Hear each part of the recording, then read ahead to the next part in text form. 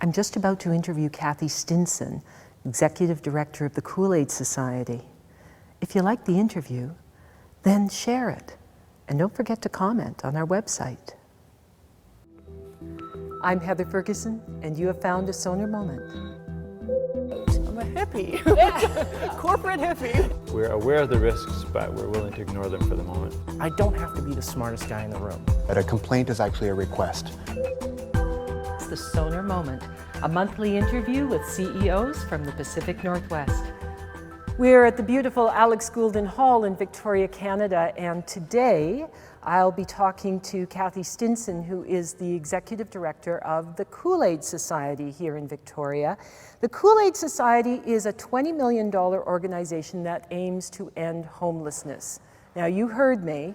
It aims to end homelessness. Now, lots of organizations have big, hairy, audacious goals, but Kool-Aid has cited it, has measured it, and has a plan to achieve it by 2018, 4 years from now. So Kathy, welcome. Thank you. Talk about putting you on the spot. But you really do have a plan. We do, but our plan involves working with other members of the community. We don't expect to end homelessness on our own. We know that it's going to take the entire community to end homelessness, but it's certainly front and center in our mission. And you have specific goals that we do. You know Absolutely. what your part in Yes. this Yes, we do. is going to be.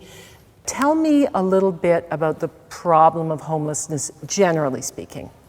Well, homelessness is a problem right across the country. I know that there's people that think it's a larger problem in Victoria because we have great weather and people migrate here to be homeless. But the fact is, if you're homeless, you're stuck in whatever city you're in. And our problem is a homegrown problem, and it's one that we have to address here at home. And certainly there's issues that exacerbate homelessness, poverty probably being the largest issue, but mental health issues, addictions, brain injury, all these kind of things make homelessness worse. So we're talking about people who, for whom it is very difficult and sometimes well nigh impossible to pull themselves up by their bootstraps. Absolutely. There's so many issues in their lives that are causing them to be in the state of homelessness that they really need a whole community to rally around them to bring them out of that state. And what specific service does Kool-Aid provide? Well, we provide a wraparound group of services. Certainly we provide emergency shelter services, but we also provide supported housing and integrated health services, as well as ancillary mental health and addiction services to try and really work with the person in whatever area they need work in. Why? Let's just back up a little bit, because you've talked about that as well. Why do you need to have all these ancillary services? What value does that bring to when housing first is really what it is that you're focused on? Well, housing first just means that people have a right to housing, and if they're going to make any change in their lives, they need a firm place from which to begin to make that change. So having a home of your own that doesn't have any time restrictions on it, breathing down your neck saying, oh, I've got 6 months and then I've got to move on somewhere else. So it's about having that stability of a home, but then recognizing that there's lots of issues that people need to work on as well, whether it's working on their addictions, whether it's getting their mental health under control, stabilizing medications, seeing a counselor, getting their physical health under control, because many people who've been homeless for a long time have a myriad of physical ailments as well that they have to deal with. So we have our health services, we have our dental services. If you're trying to get out into the work world and you have bad teeth, it's going to be very hard on your self-esteem to go out there and actually search for a job. So we have our dental clinic that works on that for people. So it's about recognizing all the different pieces that need to come together for people to have a good quality of life and making sure that they're accessible to them. What is it that makes you think you can end homelessness in Victoria, you and the coalition, end homelessness in Victoria by 2018? How did you actually come up with that BHAG? Well, we came up with those numbers because we know approximately how many people are homeless in our city. We know what the causes of homelessness are, and we know that the main solution to homelessness is providing homes. So it's just about the political will and the wherewithal to actually build those homes and allow people to move into them. So I'm hearing a real focus here. You actually are very focused on one particular thing, which is providing homes for a described number of people who are homeless. Yes. And, but that's going to, if I remember from our talk before, that's going to double the size of your organization. It is, because we're talking about 360 units that Kool-Aid is going to put our efforts behind. The coalition has called for 719 new units of supported housing to be built, and Kool-Aid is put our efforts behind half of those units, half of those apartments.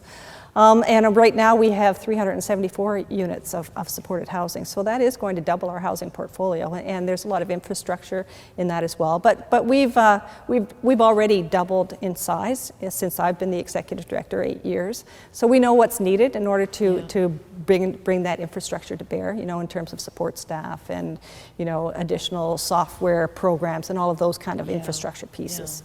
One of the things that's really impressed me about your organization is the level of planning and strategy.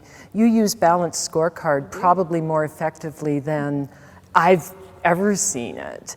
And I want to know just what that has meant for your organization. Is it's an add-on, or has it become an integral part of how you run? It is an integral part. It's throughout our entire programs and all of the systems that we work on.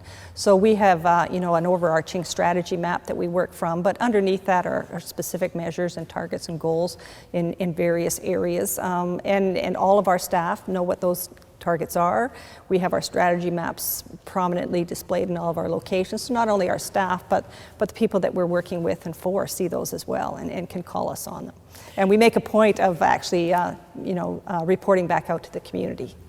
So, I mean, it was interesting because then when I read, you know how you can go online and find employer reviews, and so I read some reviews of Kool-Aid, and there seems to be a real human component. You know, I mean, there's always the good and the bad, but there were some overwhelmingly good reviews there that quite impressed me, because very often when you've got an organization that is so clear on measuring everything. That there's not also a kind of a human component there, and not the leadership. They're often using it as a substitute for good leadership. How has that worked with Kool-Aid? Well, I think it's because people are at the heart of what we do. It's all about people, the people that we work with, the people you know, we work for. So people are at the center of everything we do, and so we have to, you know, have that heart in there. I mean, it's what keeps us going. It's the fire in the belly, if you will. It's what gets us up in the morning. So tell me how those two things integrate, because you've been cited a couple of times for leadership. I know you won recently the Victoria Foundation Community Leadership Award, and I know that checklist is quite long. And you've also been cited as a best practice by the Homeless Hub at York University. So you must be integrating those two. How does the measurement and the people focus mesh? Well, I think it's about having it throughout everything we do, from our management team meetings to our frontline workers meetings, the community issues that we're involved with. So Kool-Aid participates in a variety of different community action items and events. So we are out there being involved. We involve our clients in all that we do. You know, we ensure that their voice is integrated into the services that we're providing. So it's about making sure that you know, we're doing the right things the right way, and that's it's just how we approach our work.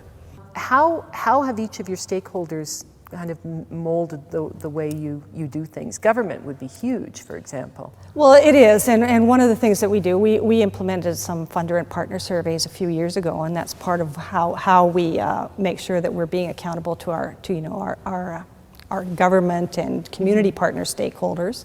As far as our staff are concerned, we do the Great Place to Work survey, and we've done that twice now, and we've made improvements.